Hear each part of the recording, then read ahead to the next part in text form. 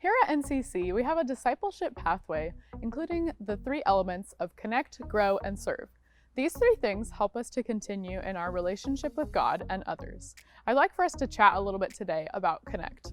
Our hope is that we would all connect in two different ways, and the first way is to connect with God, and the second way is to connect with others. To be connected with God is the primary responsibility we have as believers. I'm reminded of Jesus' words in John 15, where he compares himself to the vine of a plant and us as believers to the branches of that plant. He says in John 15:4, "Remain in me, as I also remain in you. No branch can bear fruit by itself, it must remain in the vine. Neither can you bear witness unless you remain in me."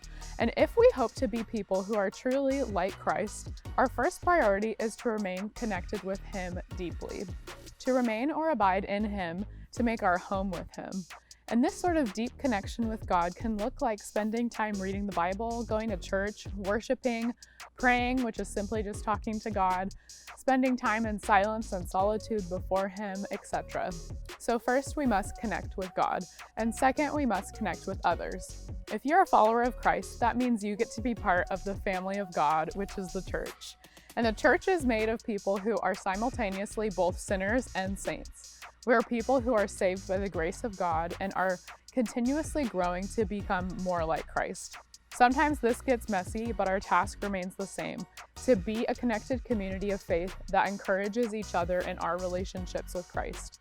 One thing to note from Scripture is that being connected in community is actually not an optional piece of advice from Jesus. It's a mandatory element of the Christian walk where we are to be in deep, intentional, and mutually encouraging relationships. There was a time where I did not experience that sort of community, and I remember feeling really isolated and alone. I'm so thankful for the deep friendships that the Lord has brought into my life because I'm continuously encouraged and challenged and grown from those relationships as the Lord intended. So today, I pray that we would all consider how we can continue to connect to God and others.